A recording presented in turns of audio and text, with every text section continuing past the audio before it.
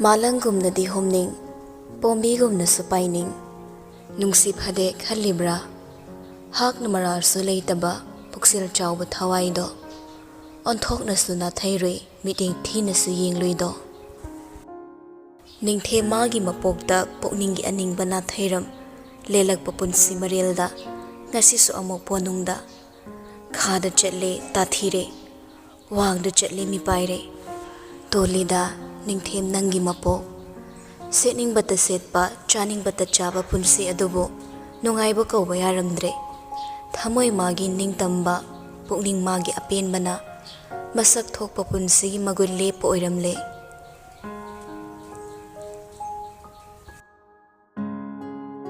Yaskol Janmasthan Laiba, Ningthem Sangaida, Meraba house arrest okre.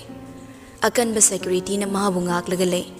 Konungum na saudrabaso, Ningthem Sangai awat balete. Mama ibe masude sanana, macha ibungo anigi tongan mamaral matum, kaya malipsan birami. Masigi manungda, Ningthem Sangai so amani. May zaubi oirabani, kanduna, nainarambawari kaya, tapna piksin kiduna, merik bi oiragle. Puduna chayduna tathi nganglamdrabaso, phaduna dandi pirudrabaso, kumangi maphamdadi. Mairabana laukiba phiripsina, khwaidagi chawba dandi sina birakpaga chapmanakre. Iten wahaygi paringduna, ngasidi, kumani bemagi, wakhalgi kachin khuding chankiduna, hena masakok thorakduna, mabu wanaba machak ama oiragle. Ikan dribak sangado puduna, Kuman Sangai gi ahang batteries mathaktak phamlambani. Imang mangduna famlibado kakhalak barobat na urduna tapna changsilai. Aduga manakta lepi. Kanaga kara inu nangbo. Ka hena lingthong ningsun tawbasu pharoi. Khonjel du tabada wakhal na maglambado ta lay thoktuna yenglai. Tama, yambungdi. Yambung do konung da halak laroidra. Ma konung da lak laroidra. Robert Sunakan the Tariba, Lee Sokriduda, Tapna from Taraklaga Pakumpiri.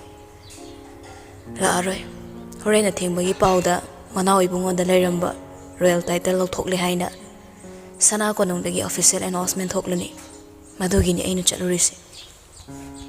Asuptuna Sanaka Bungodo, Mabukam Mangamari Haira Masamang the Eva Cyril Toklam Laga, Kanana Mabukan Gadori. Sumda royal title Topunate, Leo Bokalam Lusini. Mana dumna Fondorak Labanina, Leo Sotadokle. Adobo Kangde, Mairabugi oina Diwari Ludori. Maram Karigino Kanglaba Mahakti, Penmandratana, Tamoy Pixile. Lusano Mahabu Chepel Marina, Wang the question balay but yumdada, pardon at the Maktamsano. Aikangi Ibima Sanagi the Magna, Mapuk Namakatopani. Mana manaw ibungo oiduna tumak lairabadi ay giluhong da bayari. Masina chawba maram oiraga mana masagi masak thadokpani. Robert Konwang khalap tawri. Nushibagi. Luhong bakhaktagi khangano. Puksil sawraba mahagumba amaga matam khra loinirambani haibagi. Maidumadi nang sungak laga sidagi dine asengba chumba accept tawna buhono. Nanggi ahen manataw uraga ay bu fattabo ihaning lakpagi ihulsida mahuhablakano. Kaktab amutap tharakle. Ibema, Mairabana Hirabogum, Aisuhagi, La Leprosy, Kulai Tadoklasi. Nangna Kok Lebak Taduna, Lissing Lakurum Duna Hijarabaso. Mairabana Amohalak Laga, Nang Manushirak Laroi. Nangidamak Ay Lady, Bubok Lady. Ahalni, Nang Mukuina Sauri, Penjada Bageto Gang Libani. Matang Sidadi, Marksu Kang Libani, Mairabagi Apamani Hiba. La Leprosy Ibema, La Leprosy. Wahaidu mahairam daga Robert ningam dana mamay lithoki.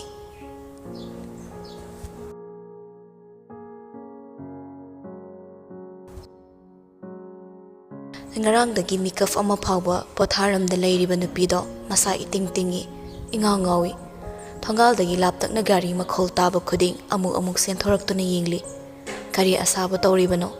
Imphal maikay tattana yingli.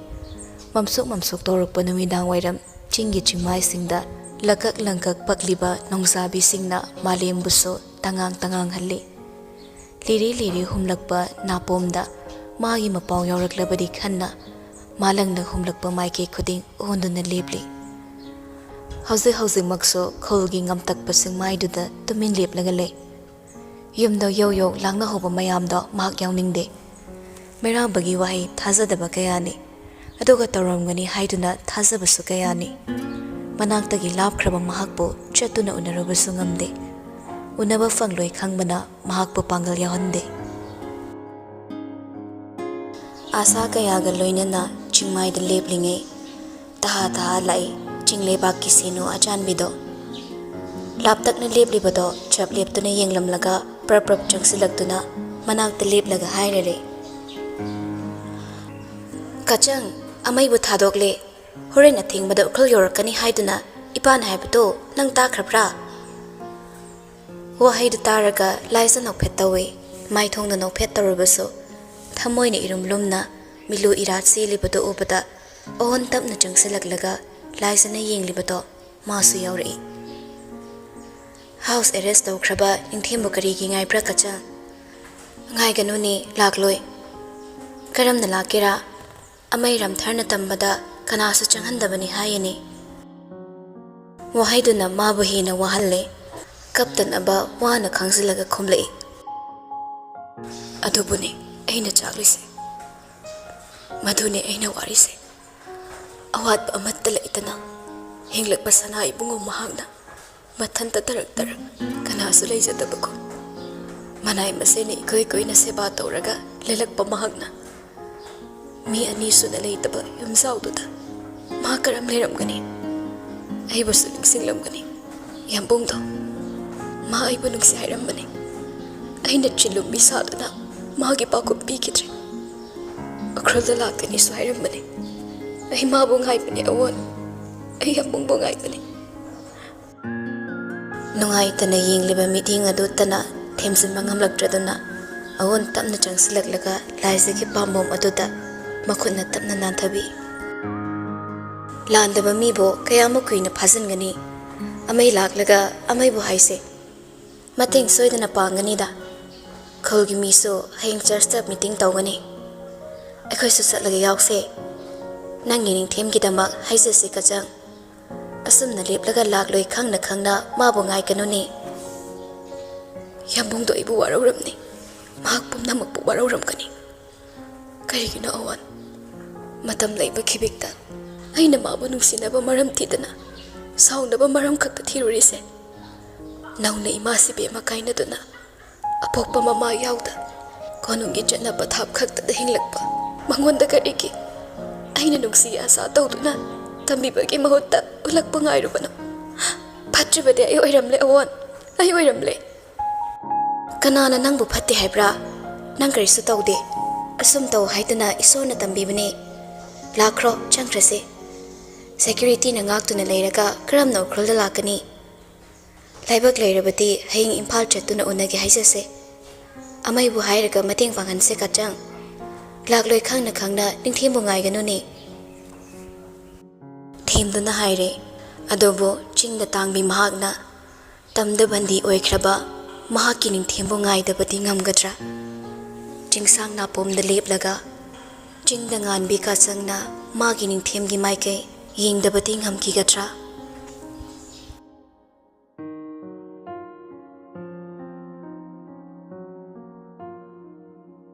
ihang hanglaba thamoi adugum lengli palibaso ihang hangli manakta kana leite yumgi akoibada security khara leiribato mangaire house arrest matamda akhanaba mi sangthok saksin yarabaso mairabagi matang simadi leos involve tawbana marum mapangsingdagi ka hena cheksile loyumba manaw manakta cheningbana khotuna khanglabaso matang sida mana pangal thokna leplabaso chanapam leite maramdi mairaba masani yazakibana hautrabadi chade pangthong thong mathel pangsada sadaba manaw ni khangmana loyumbana cha isingwa ong maril tana sinlang halaga ningthem sangai tamna nawbabu puhalli chaba thakpagi matang oibana cheksina check torabatung nawbabu changalli chaksang du leplaga purak pachana thaknaba sinlangliba nawbabu yenglaga wakhal khalli mairaba dining chair da famlaga wakhal toramlaga hairi nawba ukhru chaluso Nupado thoknawromda haifet yenglaga amuk laissilaga khumlai. Kainoda yambungsu numit pungta tari matamse thengle. Aina ahing taibang chatpati ngamlaga nangna kari ngamloidoino. Aruba thabak laibagani yam loba. Hanta mukti nawa masado pura laithoraglaga mairababu yengdu naire. Khontoksi am pendabagum su tawi. House arrest tawraga thangnaba mikupta kari oini tamba ngamdana lairiba. Yambunggi phibamsidagi hina luba kari matang amu laibirige. Investigation manungda yambunggi anam kanba ngangna saknaba yadaba matawdo tawbiradi soire. Sana kya ibungona cheksina sinabire. Khangde khaktama haiduna lay khwaina. Amai ningsensu konungda lakani takpihawi. Yambungbu phibamsidagi laukthoknaba makhoi wana sabado yambungna manghanbigano. Liyo palakpada mairaba mami laukthoragli. Kaino ma tawriduna. Thadokladi ukhulda chumdring hallaga machanapidu thiamuba kedawge. Maba ingondadi machal nungsibe am sadaine. Angang ka phoridu ma khangde. Aibu kanana kanbiyu haige moida. Aina thabak pangthopa kudingi consequences sumna munna yengba mini. Matangsidasu munna yenglaga lawkiba phirimni. Yambungdasu hayo. Karisu tawdana laibiyona. Ningshianda hayo. Ukhulda chatlagane machanapidu ai laktripau thiamlaga thamamona. Masagi toklaga laisagi wakatlakpaduda nawa proksai. Fagi tawbirakano yambo. Hozi phagi yadrabani. Sana kya ibingma mafam khangdana mangkhre. Yambungsu konung mirai ramle. Kanana karigidama phibam sitana basinbano haibu khangde. Adubu atandana ningshianda tawraklaga adu pukchel pikpa yambungda dandi phangbase aikhoi loina ngawre. Aina nungsijaba nupidugi imungda thokpa thodoktumadi aigisu saruk thungba tabanine angawba. Wari siam sangdoklano aina thokpa tawge. Investigation loibaga makhoina tawningba tawbudo ai yaragena leplabani. Nungsijaba nupiga hairakpaduda nawbadi pukning wakhalga loina na yu ar hakrabani. Sara mama thapumna maktoklaga haire itap tapna. Ai hayengdo anganbada ukhul chatlurage bayambo. Sana ibemada kari hairamgadabano do takpiro. Irai lai thokpa saraga leiramba maithongdo hazuktada amuba nonghau paislaktuna mangal pumna makupsinkre. Kana tahanda pukningda haurakpa akiba ihuldo phatharaga haire. Aina ningsingi tamo. Yamna uningi hairamo. Ai lakini hayo. Mikup khudingi urkhulgi maike yengduna. Aina mabu ningsingli tamo. Buhai ama hangatna hairuba hangluba ngamda nawba tumin nontharaga mathau tawkhre.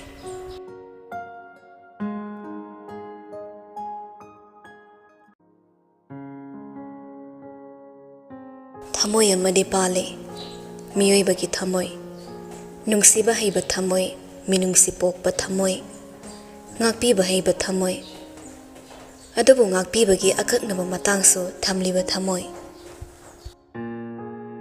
tariba paw aduna mahak ukhulda sundring hankiba ngamde mayumda telephone tawraga mahak tekta kaidana leire khangankhraga konungda sundring lakpani nahan makai konungda sanglakpa mikup khuding thamoida omkhallaga asawbana phumbado ngasidi hang hangle mafamsida magi asawbu utnaba kana leramdre asawbagi mahutta haukiba nungairaba matam kaya mitta tarang urei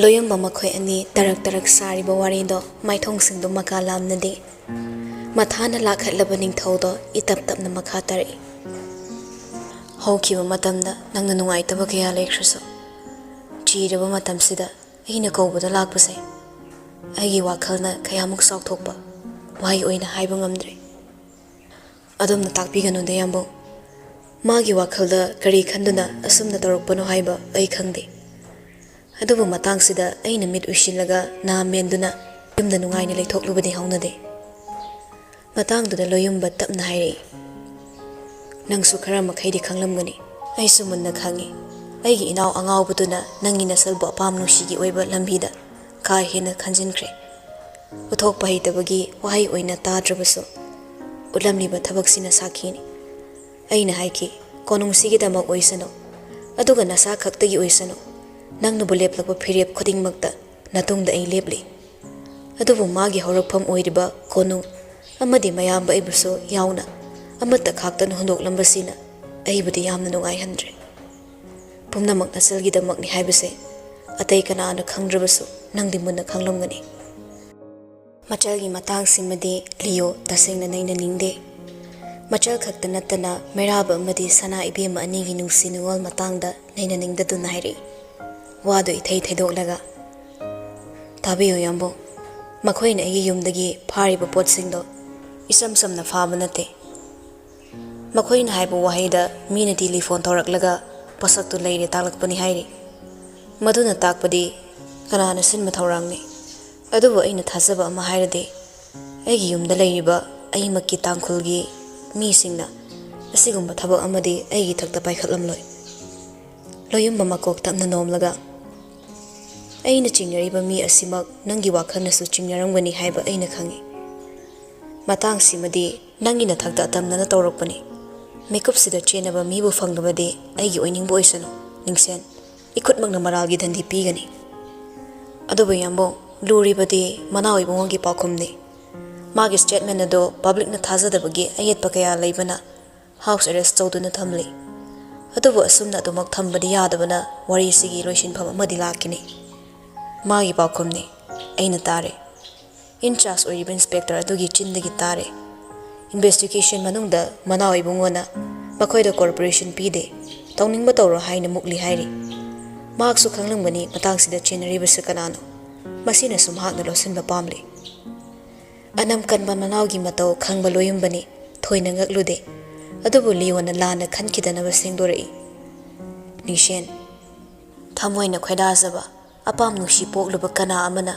ꯑꯩꯈꯣꯏꯒꯤ ꯊꯃꯣꯏꯕꯨ ꯍꯟꯖꯤꯟ ꯍꯟꯖꯤꯟ ꯊꯨꯒꯥꯏꯔꯝꯂꯕꯁꯨ ꯑꯩꯈꯣꯏꯕꯨ ꯃꯁꯤꯡ ꯈꯪꯗꯅ ꯋꯥꯍꯜꯂꯕꯁꯨ ꯅꯨꯡꯁꯤꯕ ꯀꯧꯕ ꯃꯍꯥꯛꯅ ꯃꯈꯣꯏꯕꯨꯗꯤ ꯑꯋꯥꯕ ꯄꯤꯅꯤꯡꯗꯦ ꯃꯈꯣꯏꯒꯤ ꯃꯥꯏꯊꯣꯡꯗ ꯑꯊꯤꯕ ꯃꯆꯨ ꯁꯪꯖꯅꯤꯡꯗꯦ ꯑꯗꯨꯒꯨꯝꯅ ꯑꯩꯒꯤ ꯏꯅꯥꯎꯁꯨ ꯃꯃꯥ ꯁꯛꯂꯤꯕꯤ ꯃꯇꯩꯃꯕꯨ ꯅꯥꯀꯣꯟꯕꯤꯔꯛꯄꯤ ꯑꯃ ꯑꯣꯏꯕꯒꯤ ꯃꯤꯅꯨꯡꯁꯤꯗꯨꯅ ꯃꯇꯥꯡꯁꯤꯗ ꯐꯠꯇꯕ ꯂꯝꯆꯠ ꯁꯦꯝꯗꯣꯛꯄꯒꯤꯅꯦ ꯇꯥꯡꯀꯛ ꯑꯃ ꯄꯤꯔꯝꯕꯅꯤ ꯑꯩꯒꯤ ꯏꯅꯥꯎꯗꯣ ꯊꯃꯣꯏ ꯌꯥꯝꯅ ꯆꯥꯎꯕꯅꯤ ꯅꯤꯡꯁꯦꯟ ꯄꯨꯛꯆꯦꯜ ꯄꯤꯛꯄ ꯅꯠꯇꯦ ꯆꯥꯎꯃꯟꯗꯨꯅ ꯃꯥꯕꯨ ꯐꯠꯇꯦ ꯍꯥꯏꯅꯕꯅꯤ ꯍꯥꯏꯗ꯭ꯔꯕꯁꯨ ꯈꯪꯉꯤ ꯂꯤꯌꯣ ꯑꯗꯨꯕꯨ ꯃꯥꯅ ꯊꯑꯣꯏꯅ ꯀꯥꯎꯒꯤ ꯈꯟꯅ ꯀꯥꯎꯊꯣꯛꯄꯅꯤ ꯃꯤꯀꯨꯞꯁꯤꯗ ꯃꯩꯔꯥꯕꯒꯤꯗꯃꯛ ꯊꯥꯒꯩ ꯁꯦꯡꯅ ꯋꯥꯗꯕ꯭ꯔꯥ ꯍꯪꯂꯕꯗꯤ ꯃꯥ ꯈꯨꯝꯕ ꯉꯝꯂꯣꯏ ꯂꯣꯌꯨꯝꯕꯒꯤ ꯅꯨꯡꯉꯥꯏꯇꯕ ꯃꯌꯦꯛ ꯁꯦꯡꯅ ꯈꯪꯕꯅ ꯏꯇꯞ ꯇꯞꯊꯔꯛꯂꯦ ꯌꯥꯝꯕꯨꯡꯅ ꯃꯥꯕꯨ ꯎꯅꯕ ꯆꯪꯕꯗꯤ ꯃꯤꯒꯤ ꯃꯤꯠꯌꯦꯡꯗ ꯐꯖꯕ ꯑꯣꯏꯔꯣꯏ ꯅꯨꯡꯁꯤꯕ ꯀꯅꯥꯅ ꯏꯌꯥ ꯌꯥꯔꯕꯁꯨ ꯅꯨꯡꯁꯤꯗꯕ ꯀꯅꯥꯅꯗꯤ ꯃꯗꯨ ꯏꯁꯨ ꯑꯃ ꯁꯥꯒꯠꯂꯒ ꯌꯦꯜꯂꯛꯀꯅꯤ ꯇꯦꯂꯤꯐꯣꯟꯁꯨ ꯃꯣꯅꯤꯇꯔꯤꯡ ꯇꯧꯕꯅ ꯃꯇꯥꯡꯁꯤꯗ ꯋꯥꯔꯤ ꯁꯥꯕ ꯌꯥꯔꯣꯏ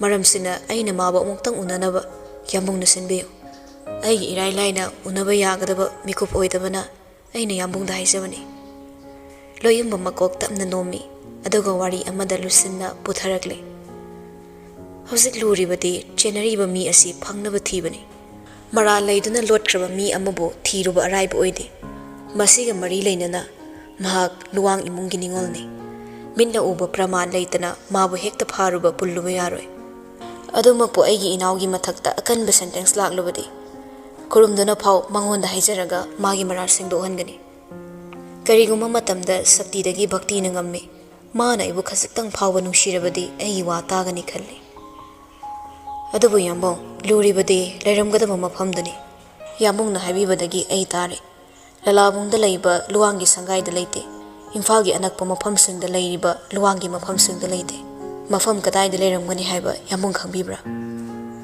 ꯂꯣꯌꯨꯝꯕ ꯃꯀꯣꯛꯇꯨ ꯅꯥꯛ ꯌꯦꯠ ꯇꯞꯅ ꯍꯥꯏꯔꯛꯏ ꯑꯩ ꯈꯪꯗꯦ ꯅꯤꯡꯁꯦꯟ ꯑꯩ ꯀꯔꯤꯁꯨ ꯈꯪꯗꯦ ꯃꯥꯒꯤ ꯇꯣꯉꯥꯟꯕ ꯃꯥꯏꯊꯣꯡ ꯑꯃ ꯄꯥꯜꯂꯝꯒꯅꯤ ꯍꯥꯏꯕ ꯈꯪꯗꯕꯅ ꯃꯥꯒꯤ ꯑꯁꯤꯠ ꯑꯀꯣꯝ ꯑꯃꯠꯇ ꯑꯩꯅ ꯃꯨꯟꯅ ꯌꯦꯡꯁꯤꯜꯂꯨꯗꯦ ꯃꯔꯝꯁꯤꯅ ꯑꯩ ꯈꯪꯗꯦ ꯄꯥꯎꯈꯨꯝꯗꯨ ꯇꯥꯕꯗ ꯃꯊꯥ ꯁꯥꯍꯜꯂꯤ ꯀꯔꯤꯒꯨꯝꯕ ꯑꯁꯦꯡꯕ ꯑꯆꯨꯝꯕ ꯁꯨꯡꯊꯣꯛꯃꯛ ꯊꯣꯛꯂꯛꯇ꯭ꯔꯕꯗꯤ ꯄꯕ꯭ꯂꯤꯛꯀꯤ ꯏꯟꯇꯔꯦꯁꯅ ꯍꯥꯎꯁ ꯑꯦꯔꯦꯁꯇ ꯈꯛꯇ ꯇꯧꯗꯨꯅ ꯊꯝꯂꯤꯕ ꯃꯩꯔꯥꯕꯒꯤ ꯃꯇꯝ ꯂꯣꯏꯈꯤꯗꯨꯅ ꯃꯥꯒꯤ ꯃꯊꯛꯇ ꯑꯆꯧꯕ ꯁꯦꯟꯇꯦꯟꯁ ꯑꯃ ꯂꯥꯛꯀꯅꯤ ꯈꯪꯕꯅ ꯃꯤꯄꯥꯏꯔꯦ ꯃꯊꯥ ꯁꯥꯔꯕꯁꯨ ꯂꯤꯌꯣ ꯋꯥꯍꯩ ꯑꯃ ꯍꯥꯏꯒꯦ ꯈꯟꯅ ꯆꯤꯝꯕꯥꯜꯗꯨ ꯍꯦꯛ ꯀꯥꯡꯂꯛꯄꯒ ꯊꯣꯡꯖꯤꯜꯗꯒꯤ ꯈꯣꯟꯖꯦꯜ ꯑꯃꯅ ꯇꯞꯊꯔꯛ ꯍꯥꯏꯔꯛꯏ ꯅꯣꯂꯨꯛꯅ ꯑꯩ ꯈꯪꯉꯤ ꯏꯆꯦꯒꯤ ꯂꯩꯐꯝ ꯑꯩ ꯃꯨꯟꯅ ꯈꯪꯉꯤ ꯈꯣꯟꯖꯦꯜꯗꯨꯅꯤ ꯋꯥꯍꯩꯗꯨꯅꯤ ꯅꯨꯄꯥ ꯑꯅꯤꯃꯛ ꯄꯨꯟꯅ ꯂꯩꯗꯨꯅ ꯇꯍꯥ ꯇꯍꯥ ꯌꯦꯡꯂꯛꯏ ꯅꯨꯡꯃꯥꯏꯐꯝ ꯈꯪꯗꯕ ꯋꯥꯔꯤ ꯀꯌꯥꯅ ꯃꯥꯏꯊꯣꯡꯗ ꯂꯥꯡꯁꯤꯜꯂꯒ ꯂꯨꯋꯥꯡ ꯏꯕꯨꯡꯉꯣ ꯊꯣꯡꯖꯤꯜꯗ ꯇꯨꯝꯄꯛ ꯂꯦꯞꯂꯝꯃꯤ